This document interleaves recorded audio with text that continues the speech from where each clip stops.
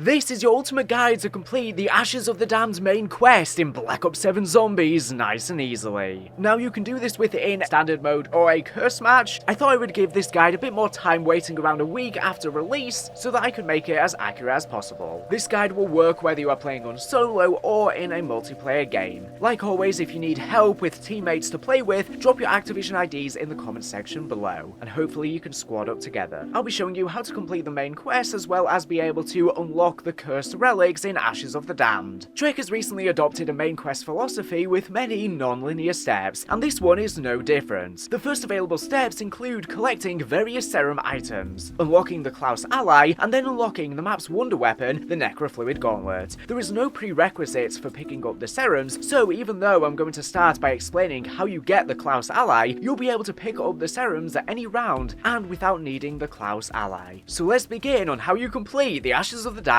main quest. You'll first want to follow the in-game guide to unlock the Pack-a-Punch machine, crafting it in the garage at Ashwood, and also turn on the remaining power switch. The Klaus ally will be sitting unconscious on a chair in the sheriff's office, which can be found to the left of the Vulture Aid perk machine, up the zipline. You'll need to reach round 8 to begin the quest to wake him up. Once you are at round 8 or higher, head to spawn and look for a truck in the direction of the Monolith Forest. Next to it there will be a pod. By going close to this pod, an Uber Klaus will spawn, which you must kill. He has a decent amount of health, so preparing by upgrading a weapon and buying Juggernog is recommended. Once the Klaus core is killed, it will drop a stabilizer chip. Once you have picked this up, head to the sheriff's office cell with Klaus and interact with the door. This will start to activate said door, but a message on the panel will now say, "Update requires restart." Once you see this message, you must stun the unconscious Klaus with 2 stun grenades. However, it is recommended that you throw 4 to make sure you hit him enough. You can get 4 stun grenades without crafting by finding the free stun grenade inside the same room as the Juggernog machine, then waiting for a max ammo drop, as max ammos replenish your lethal and tactical equipment in Black Ops 7. Or you can just have it on your loadout or just get it luckily as a drop, whatever the case may be, you need to have the stun grenades. Once you've successfully hit him with the stun grenades, you'll see an effect around his head as he gets dizzy, concussed, and he will start to wake up. After around a minute or so, he will become active, wake up, and then rocket launch through the roof and land outside, and a nearby player will get the Klaus controller in their tactical grenade slot. Of course, it will be you for definite if you are playing on solo. You can summon Klaus later by interacting with the now marked Klaus summoning radio, one of which can be found in each of the 6 major play areas of the map. Now that you've got Klaus, you'll need him to start the Necrofluid Gauntlet Wonder Weapon quest. In order to do this, head to the Zarya Cosmodrome and open the door downstairs. On the wall, you will see a canister trapped behind glass, and to the right of it, there will be a sparking panel. Have a player who has the Klaus controller call Klaus in front of this panel. Klaus will fix the panel, allowing you to proceed with the next step. You must interact with the panel, and you'll see the button then turn red, which will cause a scanner to start projecting on the ground next to you. You must stand in the scanning area while keeping out any zombies or other players, which will pause the scan. Now, the person who has interacted with the control panel in the game, or just you if you're on solo of course, needs to be the one who stands in the red circle in front of it. If you fail to complete the scan, you must wait for the next round and hit the button again. The idolized Gobblegum can help with this step if you are struggling. Once you've completed the scan, the canister behind the glass will be unlocked and you can pick it up. But beware, carrying the canister will make you extremely slow. However, when you enter the vehicle, Old Tessie, the canister will stow on the back of the vehicle, allowing you to quickly traverse the map. So make sure you are always having Tessie as close to you as possible, and you must take the canister to each of the 3 power pumps and insert it inside, waiting for it to fill with etheric energy. Then take it out and head immediately to the next one. It is recommended that you do the Ashwood pump first, then the Blackwater Lake one, and end at the farm, as the next step will be required at the farm. This is the most efficient way to do this. Now, you are going to have a certain amount of time each time you pick up the canister, so you are going to have to be quick, so make sure you have Tessie, like I said, ready to go and your teammates ready to help you out for every single one so you don't run out of time, but the timer is going to reset between every single power pump. Once you have done the 3rd one, you'll need to take the canister to the basement beneath the farmhouse in Vandod Farm and place it inside the cube. You are going to have a certain amount of time to make your way down into the basement, so like I said, it's really recommended you leave leave the Vandon fan pump until last, this will power on the cube. The next step is to get the 3 symbols that you will need to input into the cube by interacting with its sides. To do this, you'll want to head to the spawn and then take the jump pad to the farm. The 3 symbols can be seen when you are mid-air. They are on top of the barn, the house, and the silo. Now you can pause your match in order to see them, as you can see from the gameplay in the background, if you are within a solo game at least, and then you can write down which symbols you see. In my game, I paused the game twice to get a better look at the 3rd one. Now if you're in a multiplayer game, it may take you a few attempts depending on how well you actually see them and how good your memory is. You can also have, of course, a friend or family by you helping you out. But basically, you just need to remember the 3 symbols, maybe record your gameplay if you can. After you've made note of the 3 symbols and you are confident with them, you must go downstairs and interact with each side of the cube in the basement until the symbols match the ones you saw while in mid-air. Then press the last slide, which will allow you to pick up the Necrofluid Gauntlet, as well as spawn a green circle around you. To escape this circle, you must shoot each of the 6 green circles that will spawn with 1 round of the Necrofluid Gauntlet, then reload the gun to pull in the fired projectiles. You must do this for each one, which will then break you free, and you are then able to fully use the Necrofluid Gauntlet, which is a very powerful wonder weapon. There's no upgrade for it, but you can pack-a-punch it. This is going to really help you in your game. It's a very unique wonder weapon. You can collect items when firing the projectiles and then reloading with them. It's a lot of fun. It's recommended to shoot at the ground and then explode instead of just regularly shooting the zombies. After this, you'll need to collect some serums,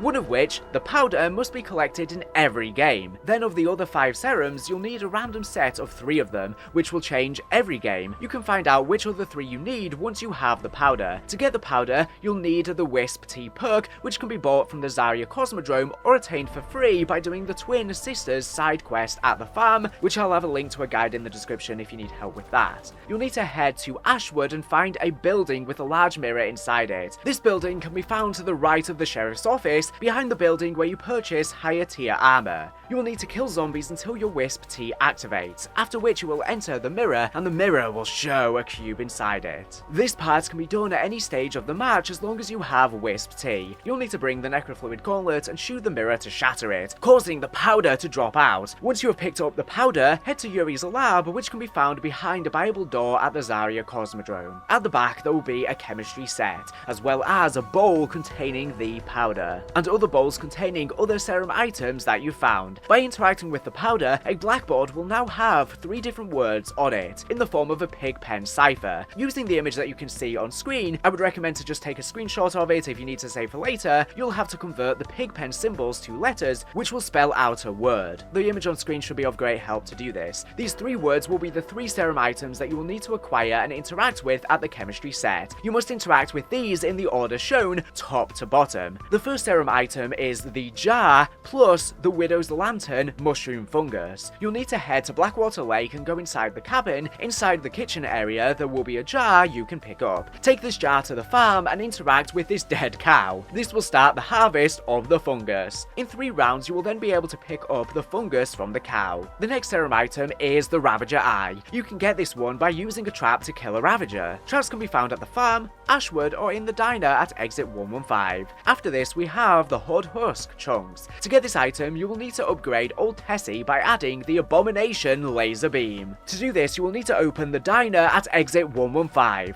The round after you do this, a zombie called Cook will spawn in, so just be killing the zombies within here and you will kill the cook, and upon killing him, he will drop a freezer key. Take this key inside the diner and unlock the freezer in the kitchen area, and you'll be able to pick up the Abomination carcass. After doing so, take Old Tessie to the garage in Ashwood, and in the same way you added the Pack-a-Punch machine upgrade, you'll be able to add the Abomination laser upgrade. You must then drive into one of the wilderness areas and find a husk, a medium-sized glowing purple object at the sides of the road. You must shoot one of these with the laser to get the Horde Husk chunks. Another serum item requiring the laser upgrade is the Mysterious Limbs. For this one, you must kill a bear using the Abomination laser. You may damage it beforehand with regular weapons, as long as the laser beam is the weapon used to deliver the killing blow. Once you kill the bear, the Mysterious Limbs will drop. Now, the Xursa bears only regularly spawn in on round 16 plus, so you will have to wait for that. However, there is a side Easter egg where you have to shoot 3 different skulls in the Zarya Cosmodrome with the Necrofluid Gauntlet, which will spawn in a Xursa bear for you if you want to progress with the main quest sooner. So this is how you we do that. This first one can be found in this zombie spawn here. You'll know you've done it correctly because the eyes will glow green. The next one can be found in the support systems. If you make your way just down here, you will see it just below behind the yellow fence. Third and finally, the next one can be found just over here on this metal pylon, again behind the zombie spawn. After you shoot them all with the Necrofluid Gauntlet, the Zersa will spawn in with purple eyes and you can then kill it to progress with the main quest. The final serum item is the Talus. You can get this item by heading to the barn at the farm and finding a hanging zombie that is dripping in blood. You must throw a combat axe at the zombie's foot, causing the foot to drop to the ground below. Throw a Molotov on the foot and you'll be able to pick up the Talus serum item, so make sure you have that prepped beforehand.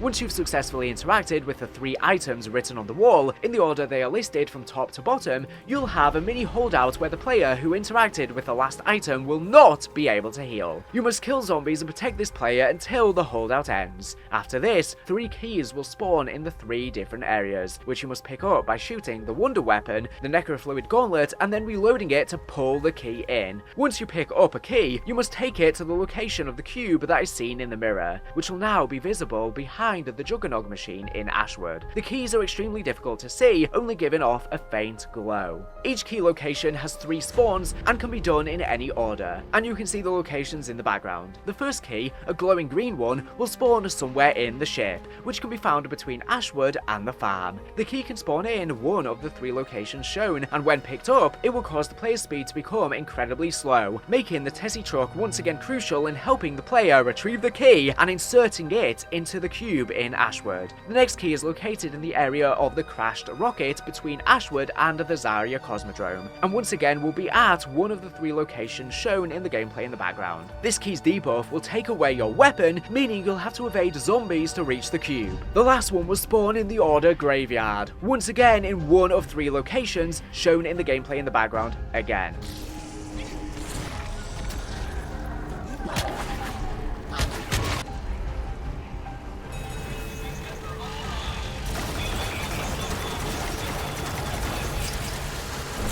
Once you've picked up the key, this debuff will set your health to 75 and disable health regeneration. Once again, due to the danger presented, having all Tessie immediately available to take back to the cube is strongly recommended. Once you've placed the 3 keys inside of the cube, you will now get the mid-game cutscene with the entity, as she is freed from this prison. But I won't spoil anything further, you can watch in-game if you want. Following this cutscene, you'll be given the Wunderwaffe DG2 turret for all Tessie, upgrading her, and there will be a purple floating clock in Ashwood now. There will now be 3 more tasks for you to do in any order, respectively, at the farm, Zarya Cosmodrome, and Exit 115. Starting with Vandon Farm, the first part of this task takes place inside of the house. There will be a clock behind Pa Vandon to his left showing a time of either 12, 3, or 9 o'clock. On the floor, next to the table on each respective side, will be an engraving with Roman numerals. XII indicating 12, III indicating 3,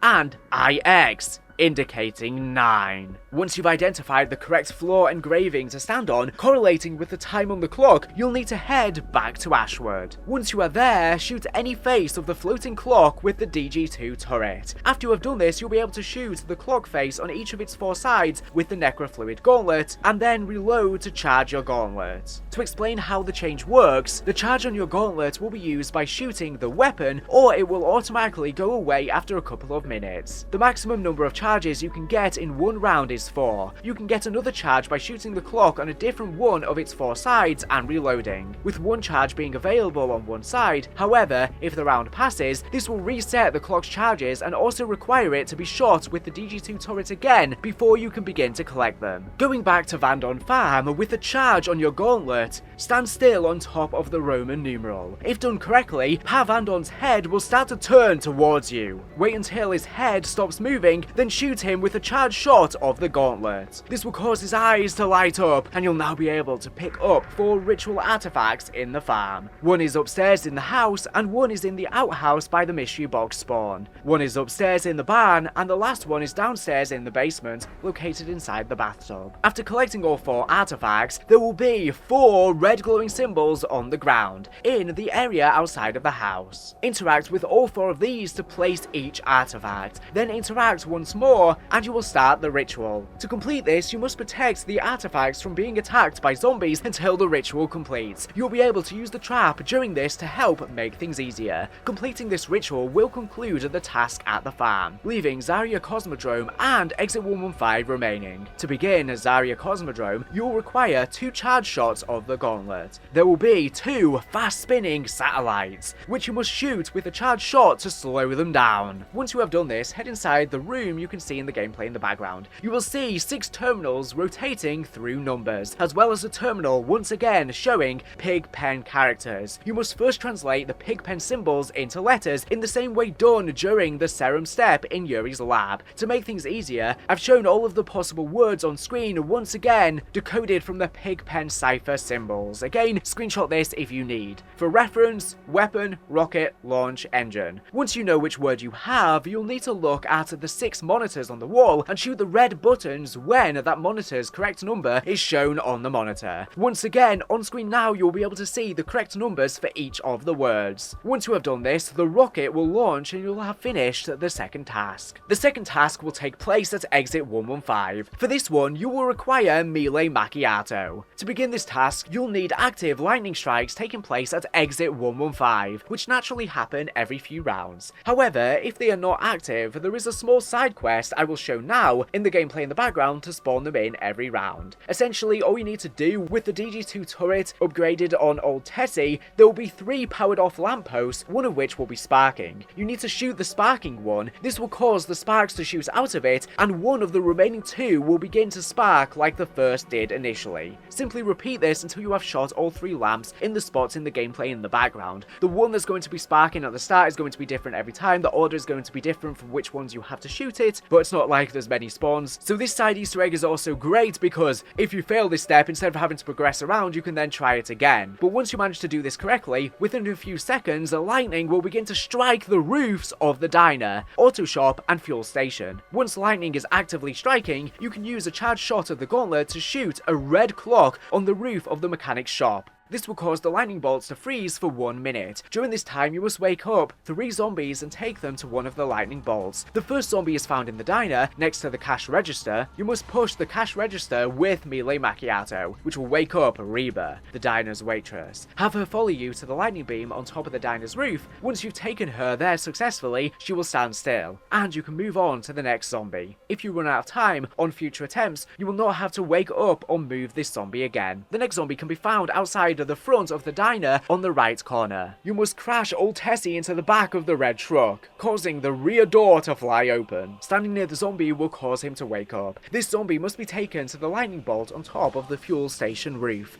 The last zombie, the mechanic, resides in his garage. You must call in Klaus, which can be done from a Klaus radio inside of the garage, and direct Klaus to go next to the car he was working on. This will wake him up, and you must have him follow you on top of the roof at the garage to the lightning bolt. Once all 3 zombies have been led to the lightning bolt, you will get a quote indicating you've completed the step, and the lightning will go away. Now that you've done the tasks at the farm, Cosmodrome, and Exit 115, you'll need to head to Blackwater Lake. Outside the back of the lake on the decking, there will be a floating wisp you must interact with, of Evelyn Sharp, who was killed by the director Dean Roth at the location. Doing this causes a video to start playing on a projector inside the cabin, but it will be blurry. You must shoot the projector with a charged shot of the Gauntlet, and this will unblur the video. The video will show 4 locations in the Blackwater Lake, which you must take note of, as it shows a different order every game. These locations are the front of the cabin, the back of the cabin, the boathouse, and the shed, which you can see footage of in the gameplay in the background.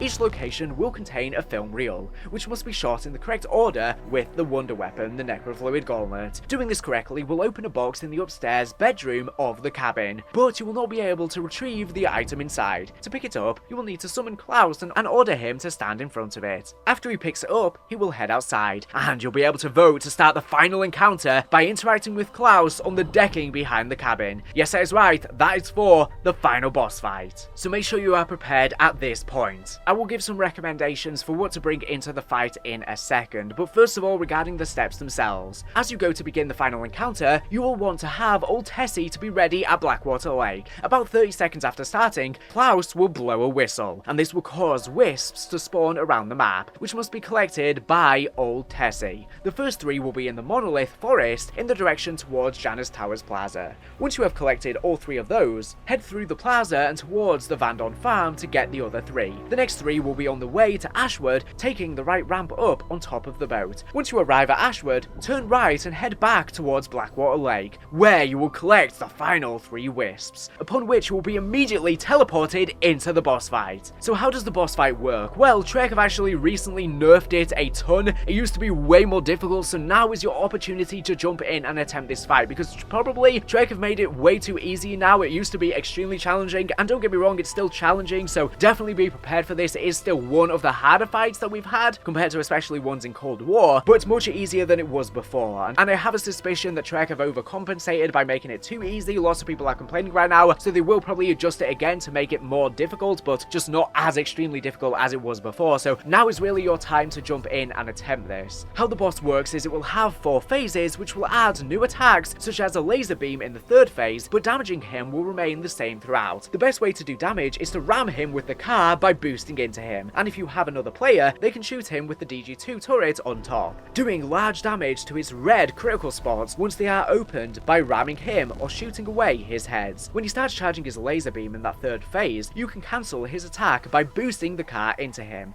but be careful, as once his beam attack starts, he will dodge away from the car until the beam ends. Like I said, Trek have recently patched the boss, and part of this means that the green healing pods for the vehicle will continuously spawn, so make sure to use these and keep the vehicle health alive, as before it was limited and you could get the vehicle destroyed very easily, ending your game. The boss will occasionally have phases where he becomes immune to damage. When this happens, you must shoot him until a beam spawns in the arena. You must then drive over this beam with the car and ram him with the vehicle, which will open up a critical spot underneath him to be shot, and you'll repeat this until he is defeated. So yeah, it is recommended doing this fight with multiple people, especially due to the car mechanic. I think this is a really unique mechanic for zombies, one of the most unique boss fights we've gotten in such a long time, and like I said, now is your opportunity to jump in. Now if you're on solo, it's going to be a lot more challenging for you, of course, so I recommend having all perks, a tier 3 weapon, of course, jumping into this. The Necrofluid Gauntlet and Ray Gun are great for crowd control, etc. The Ray Gun Mark II is also great for this. The Hand Cannon Score Streak is great for elites as well. The Jaeger 45 pistol is absolutely amazing for this fight, both for dealing immense damage against the boss and also for crowd control, so I'd highly recommend that,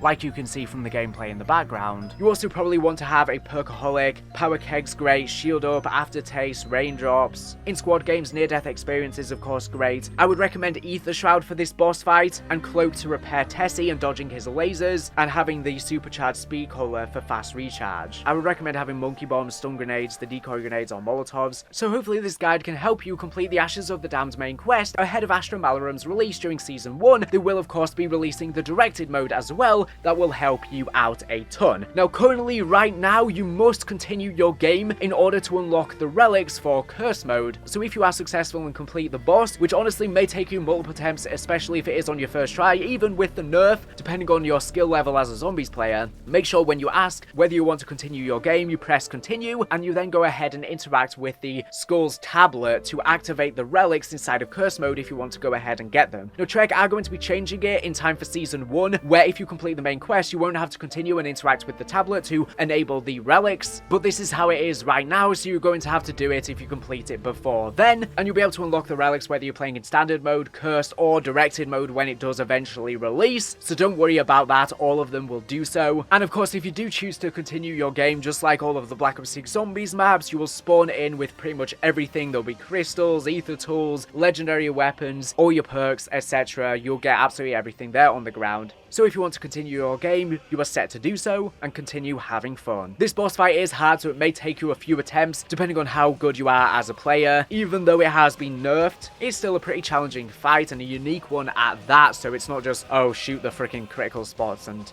a simple boss fight like that, like a lot of you may be used to. So it may take a few attempts, so don't give up. Anyways, hopefully this video has been useful. well. Now, the rewards you get for completing the main quest are a calling card and an altered calling card for beating it early before Season 1 Directed Mode. You also get 25,000 XP for beating the boss in each tier in Curse Mode as well. You will also get a healed, non-corrupted skin of Dempsey for doing this, since his soul gets retrieved. And there are 3 different new Pack-a-Punch camos as well that you can unlock for completing the main quest in each tier of Curse Mode 1 to 3, which are Caustic, Molten, and Putrid Ash, which look great, which are from Gorod Krovi. But anyways, get your regular game in first, and then you can think about doing them down the line, because you'll need to unlock your relics, etc. There will be a video linked in the description on how to unlock all of the relics if that's the next thing you want to go ahead and try and do after completing the main quest. Lastly, just like the maps from Shattered Vale onwards in Black Ops 6, there is a special round 100 version of this boss fight if you go into it on round 100 plus, which is going to be a much harder version of the main boss encounter, Veytharion, making it significantly tougher. It will include red explosive bombs / pools. These fiery red circles are scattered across the arena and explode, forcing players to carefully navigate while driving Old Tessie, the upgradable vehicle used to ram the boss, Zersa Wills spawning.